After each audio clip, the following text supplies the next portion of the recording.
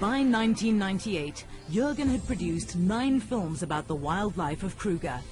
Now, after several years, Jürgen and his wife Terina return for the first time to their old family home to retrace their footsteps and relive some of the most memorable experiences of their lives.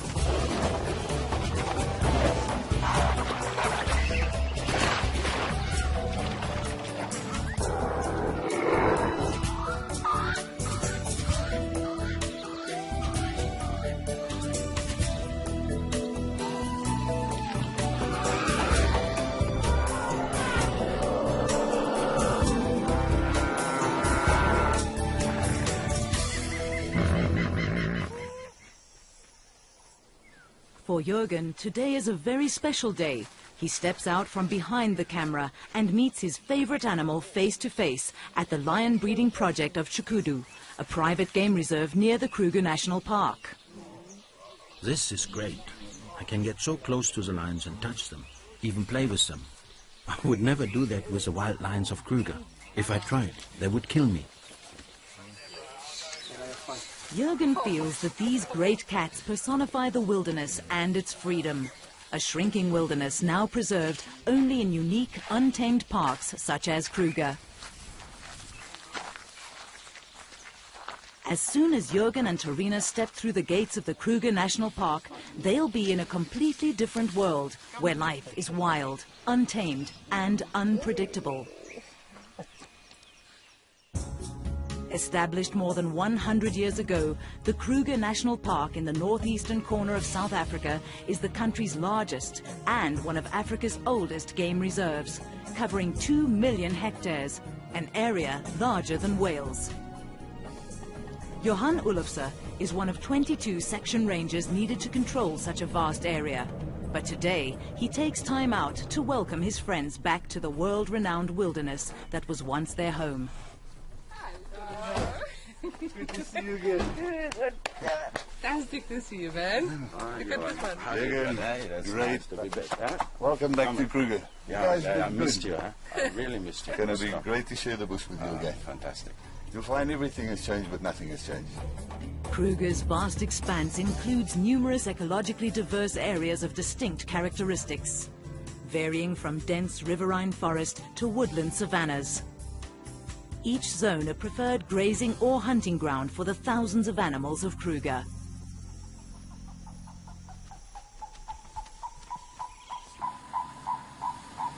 During their 12 years in the park, Jürgen and Terina lived, filmed and photographed in most of these areas. The outcome, a unique collection of sequences depicting some of the most dramatic events in the lives of the animals of Kruger.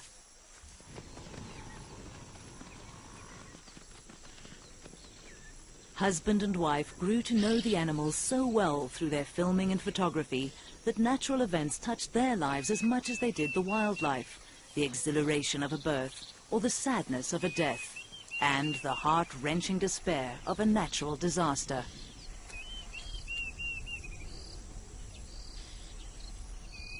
To film wild animals, you have to think like them. You have to know how they will react. But at the same time, you have to survive in their environment. When you're on your own, you have to become part of nature. Living in the bush is like entering another dimension. It doesn't matter who you are out there. Here, you are the weakest species. Easy meat. Big lion.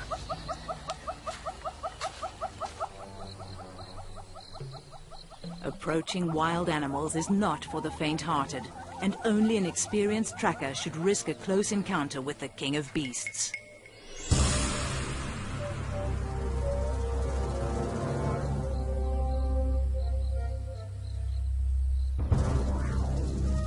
Alone, armed only with his 16mm film camera, Jürgen spent years following the animals, a silent observer, never an intruder, recording nature as he saw it.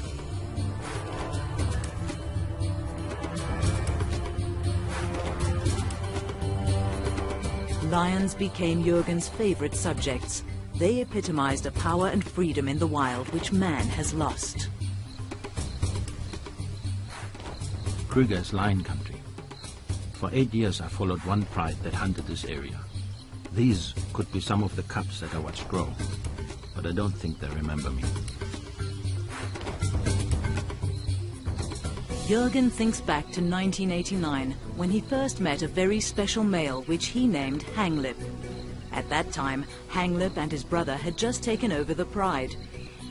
For the next 8 years, Jürgen watched as Hanglip maintained his authority. This is an incredible achievement for a lion. Research shows that most lions rule a pride for no more than 4 years before being ousted by a younger, more powerful male. When Jürgen first met Hanglip and his pride, the family group was small, with only 2 males, 4 adult females, and a few cubs. Under his reign, the pride grew steadily throughout the dry cycle that gripped Kruger Park. Hanglip was a fantastic male, confident of his power, and he accepted me. He allowed me to follow the pride when they went hunting, and I was fascinated by their strategies.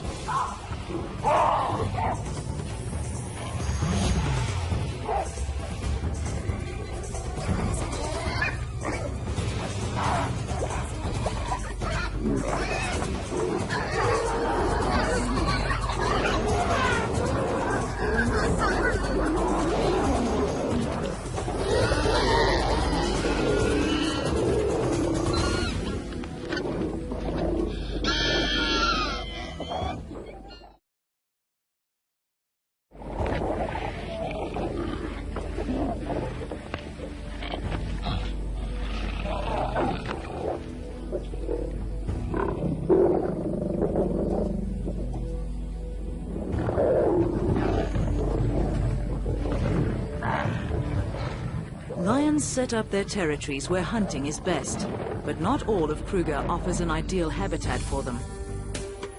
In 1986, when Jürgen and Terina arrived in Kruger, they were based in the remote northern area of Pafuri. Here there were fewer lions, but the Levuvu River proved to hold other surprises, for Jürgen as a filmmaker, as well as Terina as a mother. Being the wife of a wildlife filmmaker is a completely different life. From being your own person, one becomes a person that follows another person's dream. And it depends on whether you enjoy that or not. I really enjoyed being part of a dream. I enjoy being in the bush. I found that when the kids came, it became a little bit more difficult. Sometimes I would take my son out filming with me. It was great. I loved having my family with me in the bush. Life was good, but these were times of change, and a frightening shadow loomed overhead. Animals is one thing. One can be scared of those. But people are different. People with AK-47s hold a totally different threat. In the late 1980s, this remote area of South Africa, bordering Zimbabwe and Mozambique, provided an ideal, unprotected entry for freedom fighters. They came at night, on foot. The scariest part for me in the bush was when we were huddled around the fire at night and we knew they were out there. We heard gunfire, but there was nothing we could do. We were totally vulnerable. Of course there were risks, living with a family in this area. But if wildlife filmmakers only worked where political situations are perfect, they would never make films. Now, 12 years later, the political situation has calmed, but life in the park continues as always. Some of the cycles are as predictable as the passing of the seasons, while others as unpredictable as a wild animal. Today, Jürgen instinctively applies all the lessons he learned while living in this untamed environment. He's confident that some things never change. To find the action, he looks for tracks in the sand by the river.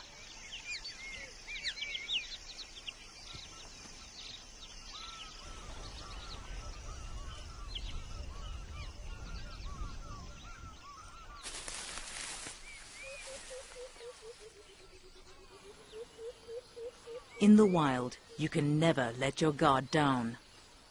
Jürgen moves in close. 4, 3 meters from the jaws. From experience, he judges that this would be a safe distance to film, close enough to get a good shot, but far enough not to be attacked.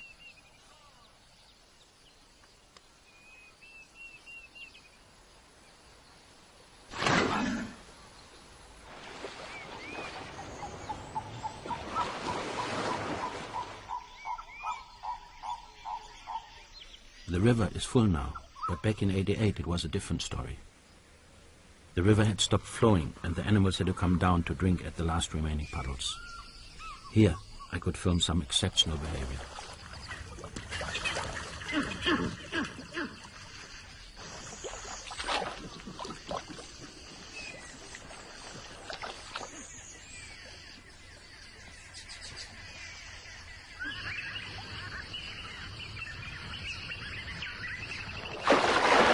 There was danger everywhere. The animals had to come to the water. They had to take the risk. One in particular seemed to epitomize the struggle for life.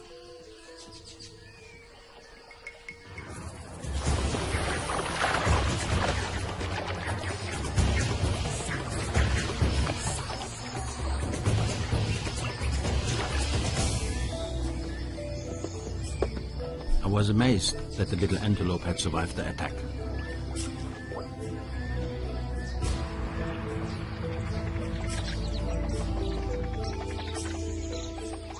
The next day I was surprised to see it back again.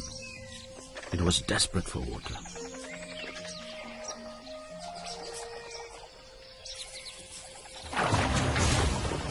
After that, I never saw it again. It was most probably taken by lions. The lions seemed to know the dangers and dug deeper into drinking holes already made by elephants. But others were still forced to go down to the drying river.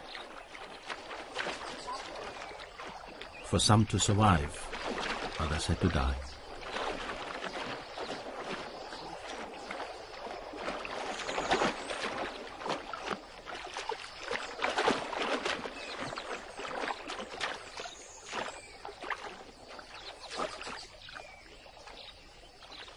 There were so many crocodiles crowded in the small pool.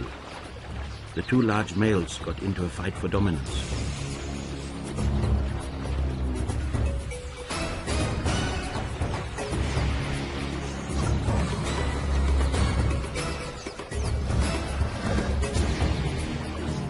It was like watching the clash of the titans, a battle to the death.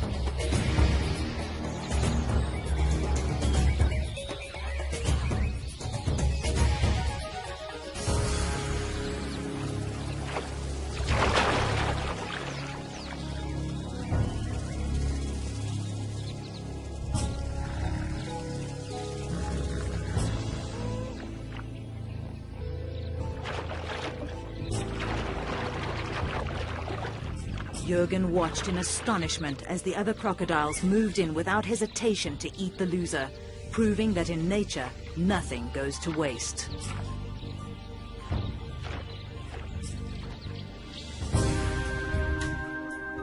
After 2 years in Pafuri, Jürgen had captured the unique beauty and stark reality of this region. The resulting film helped to save the area from being exploited for coal mining. With his first film in the can, it was time to move on, further south, to a different part of Kruger. In 1988, Jürgen and his family moved to Skukuza, where the children started school. His favorite spot in this area was Chokwane, an area of open plains and woodland savanna, lion country. And this was where he met his favorite lion, Hanglip. This was Hanglip's hunting ground. Here I joined him and his pride in the never-ending search for prey. Jürgen started to film these lions at the time when Hanglip and his brother first took over the Shilaweni pride. Hanglip was the stronger of the 2 males, but together they formed a formidable partnership that kept rivals at bay.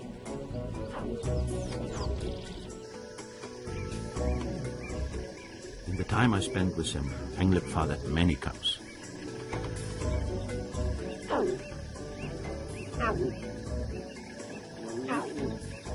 Despite the years of drought, Hanglip's cubs continued to flourish, growing healthy and strong. Lions can subsist for long periods of time without drinking by using the moisture present in their prey. And prey was plentiful.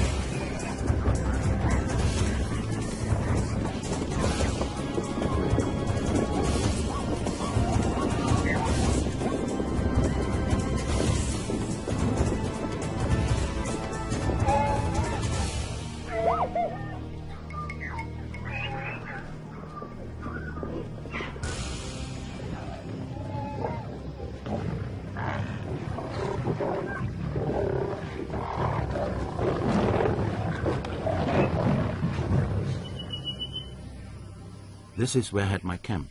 There are no lions here today. But back then, I would sometimes come home and find lions lying in the shade of my tent. Then I would wait until they moved away.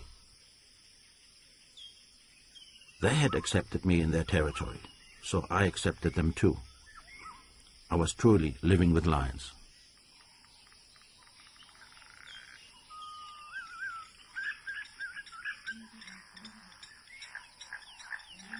I had Hanglip and his family's whole history in my camera. The more time I spent with them, the more they accepted me. I was just like one of the pride.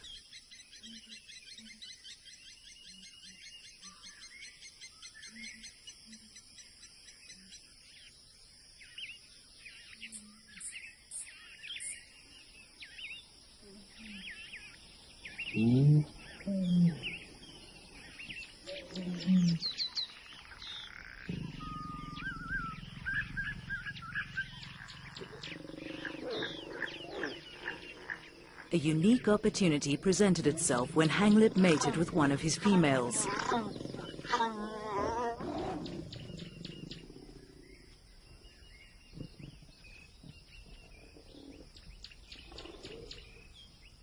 Over the next 106 days, Jürgen followed her pregnancy.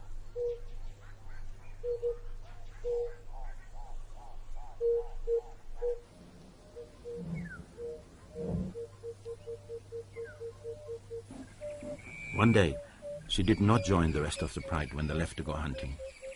I knew her time was near. Later that day, she moved into a dense patch of reeds. It was exciting for Jürgen, but at the same time frustrating. He could not see the birth. All he could do was record the sounds. Jürgen desperately wanted to see the cubs, but he knew that if he got too close, the mother would kill him. Jürgen waited at the den for 4 long days.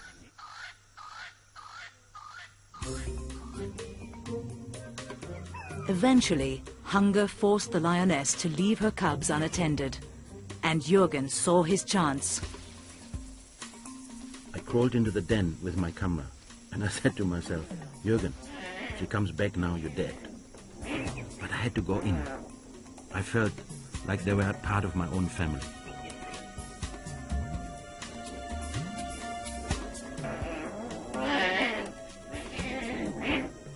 The cubs were very small, only weighing about 2 kilograms each, but their eyes were already open, and they knew that Jürgen was not their mother. They started hissing at me. I knew if their mother heard them, I would be in big trouble. I had to get out of there fast. I got out just in time before she arrived back. I'm sure she could smell that I'd been with the cubs, but her first instinct was to check if they were okay. Whenever something special would happen with Hanglip's pride, Jürgen would come fetch me and he'd take me there. And when the cubs were out of hiding, I saw them and they were absolutely beautiful.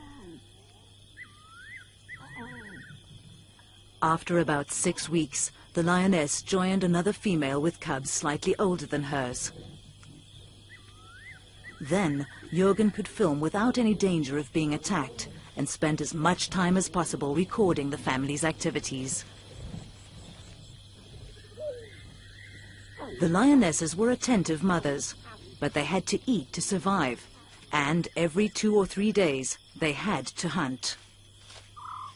During their first 2 months, the cubs were too young to follow their mothers, who would have to leave them behind, alone and unguarded, until they found someone they could trust. They would get ready at night to go hunting, but sometimes the mothers would bring the cubs over and leave them with me. Jürgen had unwittingly become a nanny. It was a great privilege, but it had its drawbacks. I was a Helen. I wanted to film the excitement of the hunt, but I felt responsible for the cubs, and so I stayed with them.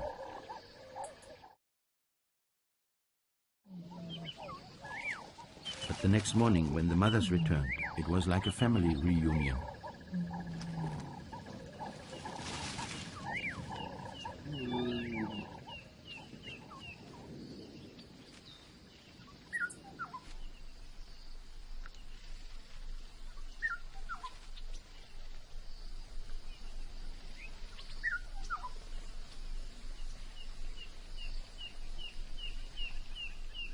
Whenever Jürgen was not with Hanglip's Pride, he kept an eye out for other filming opportunities. He sometimes followed other lions and the animals that shared their territory.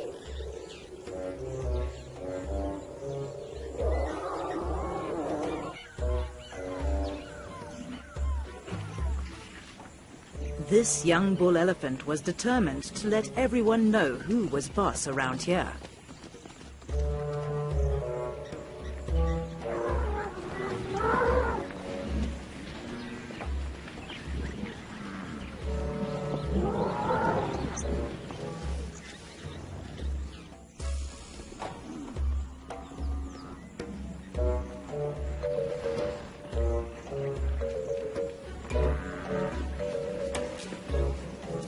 He seemed irritated with everyone, even Jürgen. The elephant came from behind a small tree and mock charged me. He had nothing against me personally. He was just telling me to go away. I realized then that I was parked under his favorite tree. Incidents like this one, which he filmed in 1991, deepened Jürgen's understanding of the animals and their behavior. They are invaluable lessons which he has never forgotten, and ones that he must use again every time he returns to the bush. Useful skills if he is to come face to face with one of Africa's big five. I believe animals are just like us, just another tribe. To understand them, we have to learn their language. Over the years alone with them in the bush, they have taught me when I should back off and when I can stay.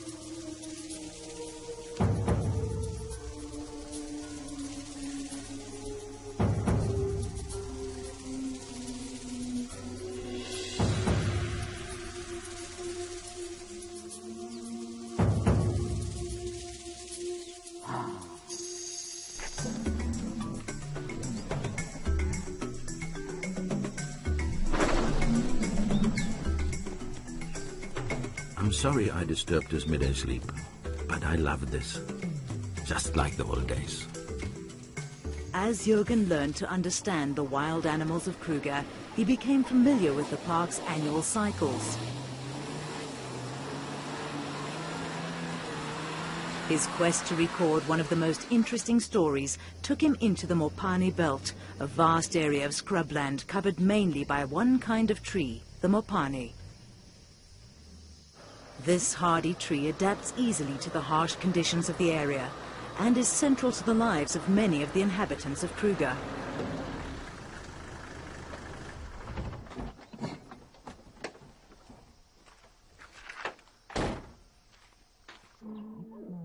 Lions use these trees for shade, but they're not what draws Jürgen back to this area.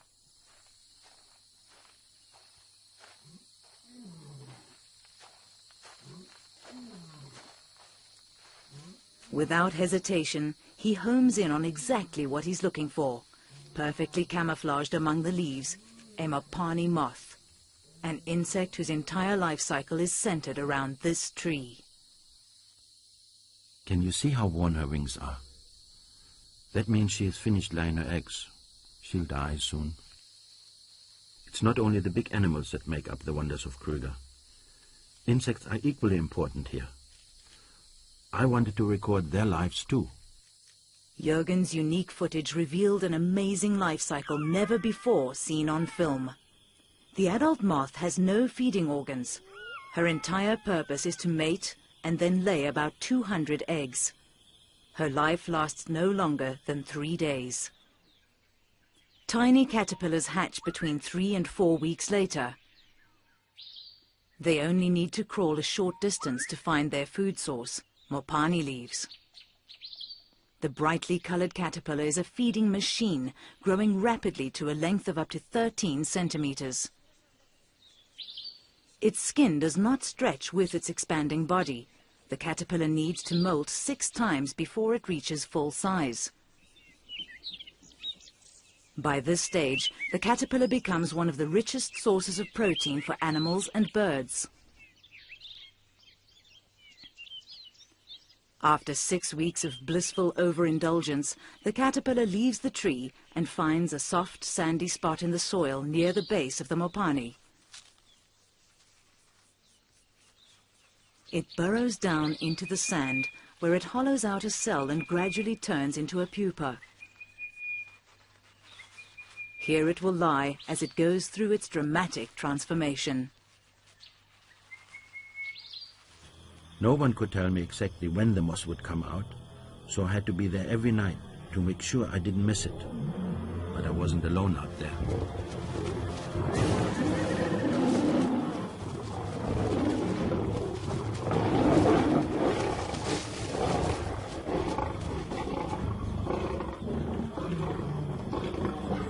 A kill among the Mopani trees brought on rivalry among the king of beasts. But Jürgen maintained his vigil.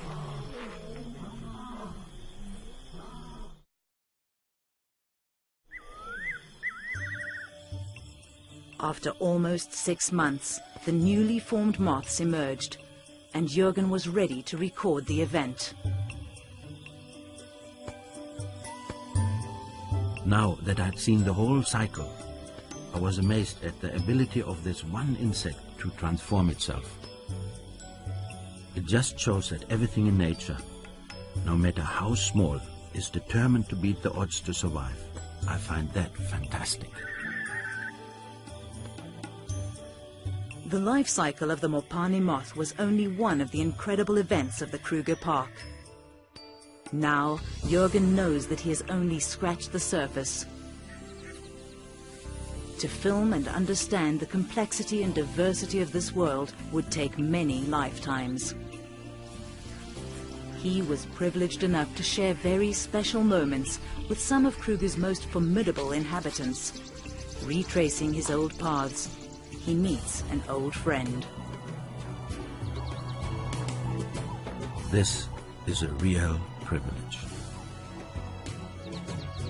Mabarule is one of the grand old men of Kruger, more than 40 years old. He is one of Kruger's 7 big tuskers.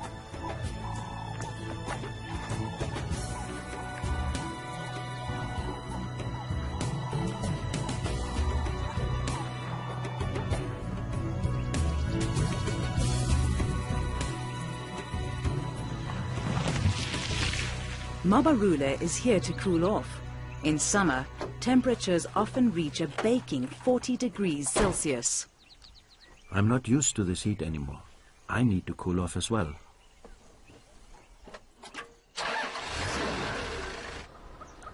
Like all the animals in the bush, Jürgen had to adapt to the extreme heat and had to find some inventive means to cool down. Just like the old days, he returns to one of his favorite swimming pools.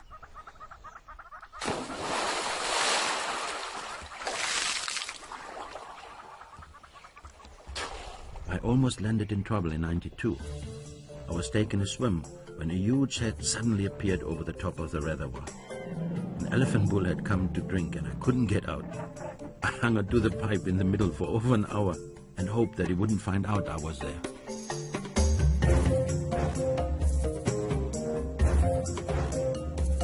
During the driest months, the man-made dams of Kruger become the lifeline for many of the animals. Shiloweni is one of the biggest. Fed by the summer rains, it usually retains enough water to last through the dry months.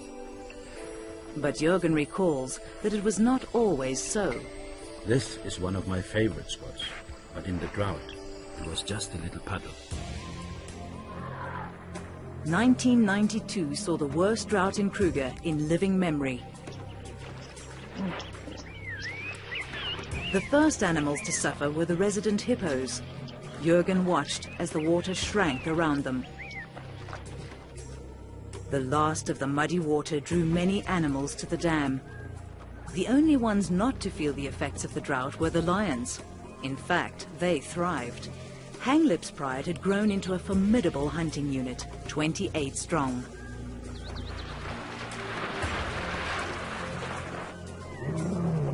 They needed to hunt every day to keep the pride well fed.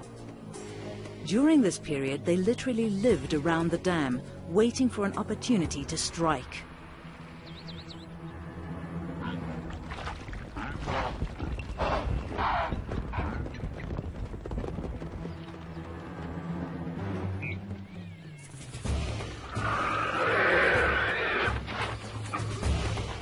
It was a constant game of survival. The prey animals knew that the lions were lying in wait, and they tried their best to counter every ambush.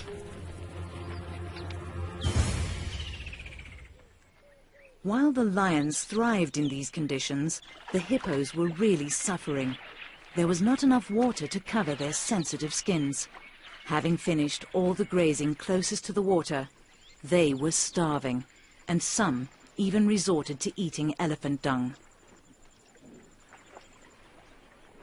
I watched as one hippo calf moved away from the herd in search of food.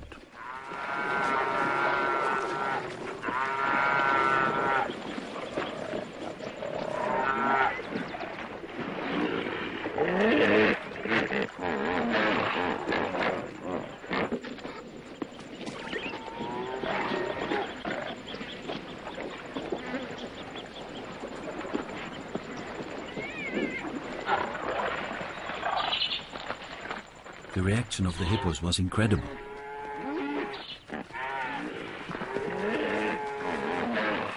The lions seemed as surprised as I was.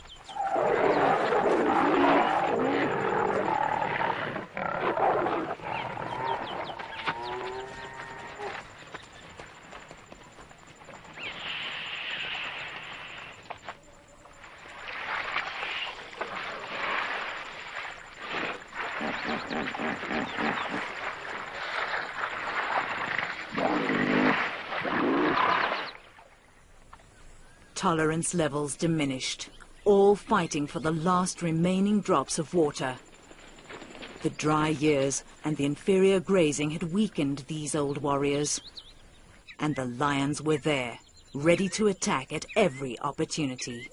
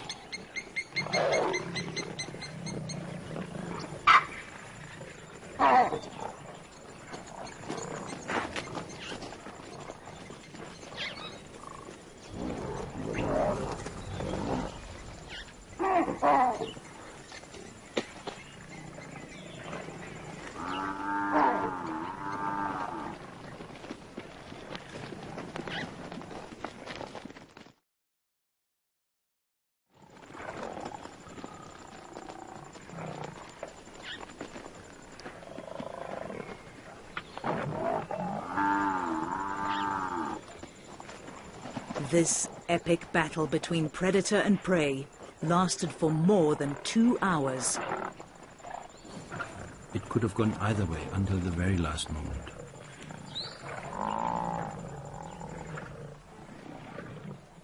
I felt sorry for the buffalo. He fought bravely, but he'd had a good life. I couldn't help it. My heart was with Hanglip and his pride.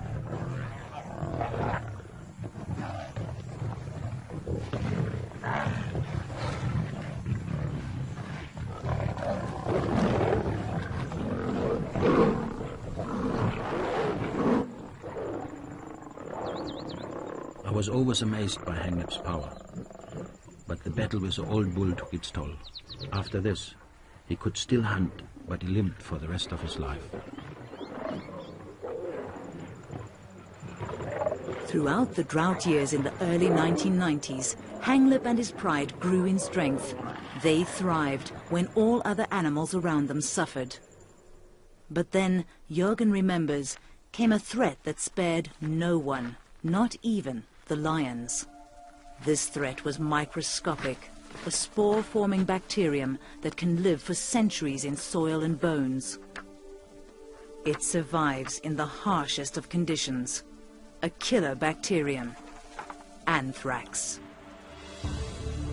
In 1991, the dry, hot winds of the drought put the habitat and the animals of Kruger under severe stress. The herds churned up dormant anthrax spores. It was a time bomb waiting to explode.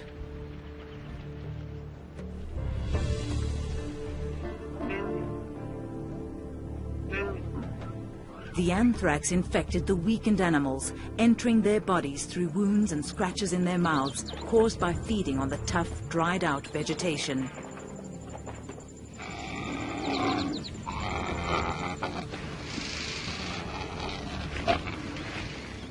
The animals were desperate.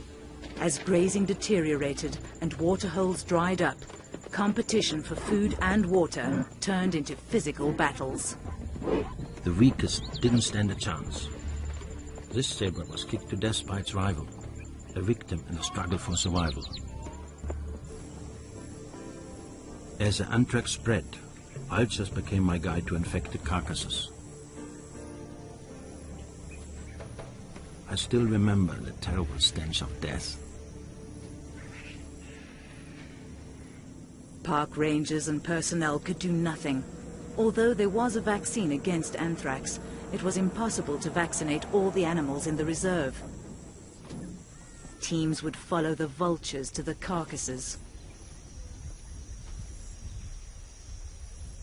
All they could do was to take blood samples to confirm the cause of death.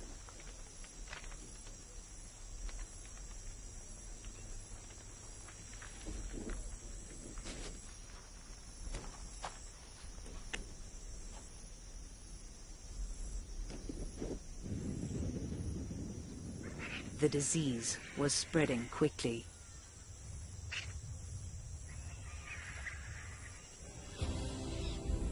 Even the largest animals in the park had no defense against the devastating power of the anthrax.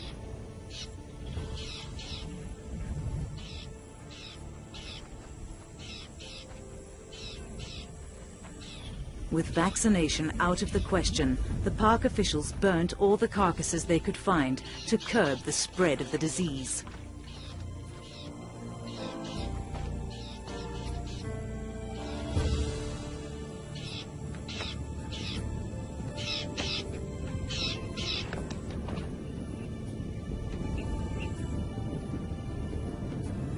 But Kruger is an enormous park with thousands of hectares of remote land. It was impossible to find all the carcasses. The scavengers could smell death miles away. No carcass was left untouched, and slowly these scavengers were infected too.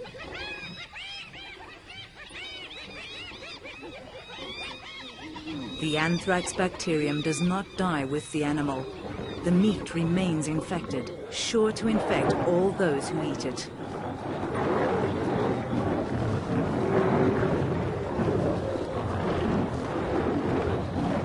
What seemed like a feast for the scavengers and predators was actually a death warrant. The anthrax outbreak was a terrible time for me. I saw my friends eating infected carcasses. I knew they might die, but there was nothing I could do to save them.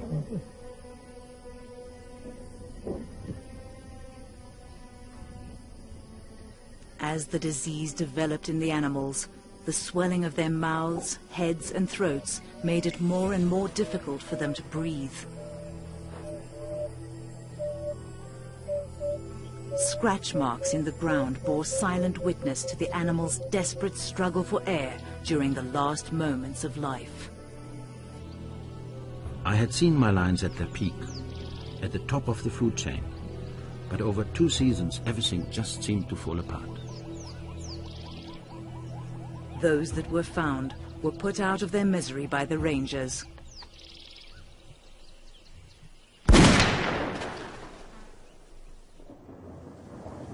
But then, just as I thought all was lost, the rains came, and the drought was broken at last.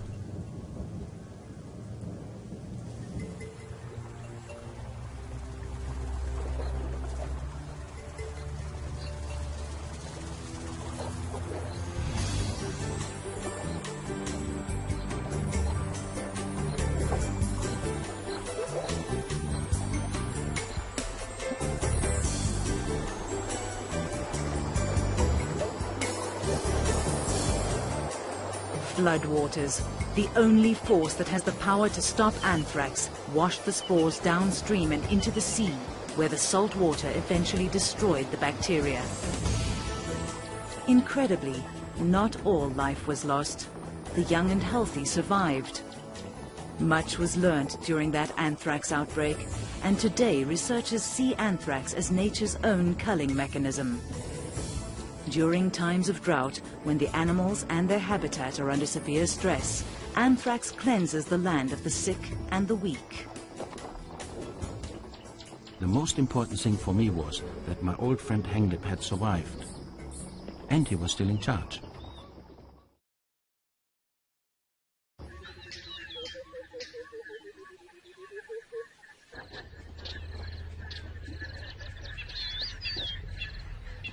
After 10 years of drought, Kruger now started a time of good rains and rebirth. This time of well-being continues even today during Jürgen and Tarina's visit, and the best way to see how well Kruger is doing is from the air.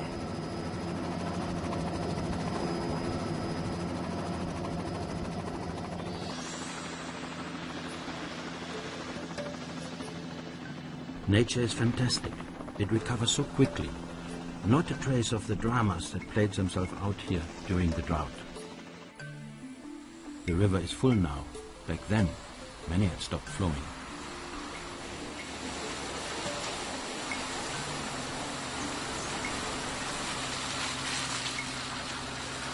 Good rains mean that there's plenty of grazing, and the impala population flourishes. People don't take much notice of impalas because there are so many of them. But they are amazing animals, perfectly adapted to their world. During his 12 years in Kruger, Jürgen was determined to film an impala birth. After many failed attempts, he finally succeeded in following a heavily pregnant female as she distanced herself from the herd.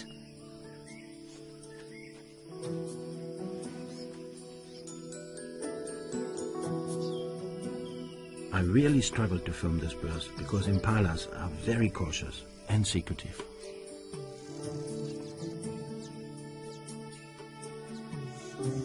While I filmed, it reminded me of the birth of my children. Life is the same for all of us.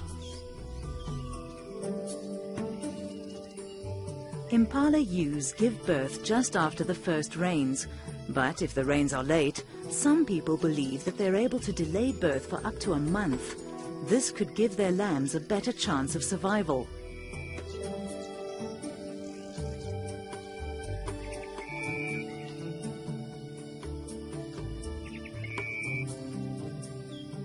Of all the unique footage that's been shot, I think, to me, the most special one is the one with the impala birth in that field of flowers. I mean, it's wonderful. This vulnerable baby with this vast wild wilderness surrounding it and all the dangers in it. I could relate to that, having raised my own children in the same environment. There are dangers everywhere.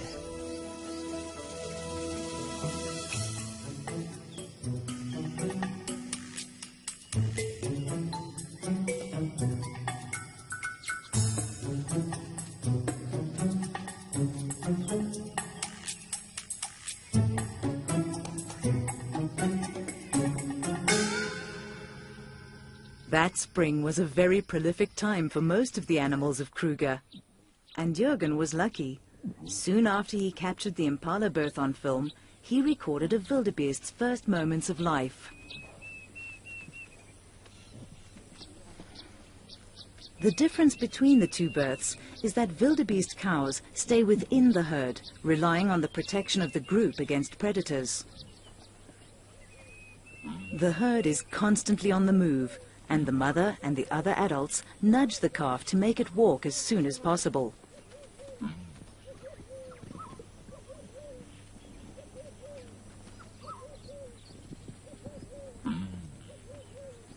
After only 5 minutes, it is ready to move with the herd.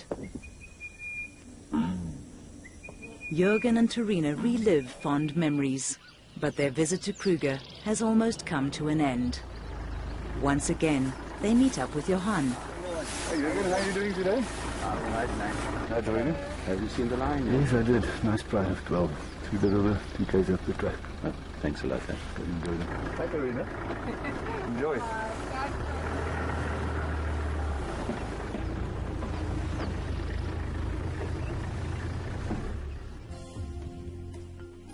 For one last time, Jürgen and Torina spend a few quiet moments with Kruger's new generation of lions.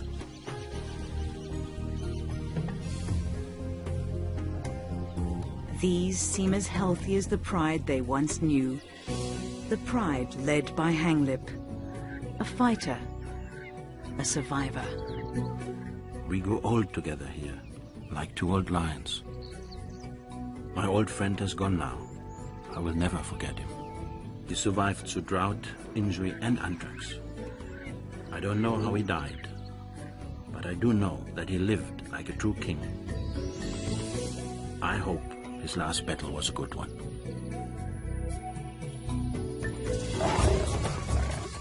During my 12 years in this park, I saw many sides of nature. I saw royal battles, and I saw death in all its forms. But I also saw how wonderful life can be.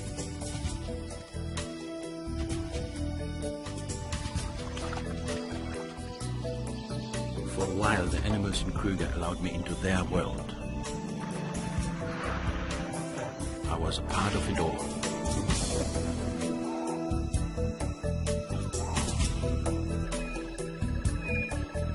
I will always be thankful for the opportunity that I had to live my dream.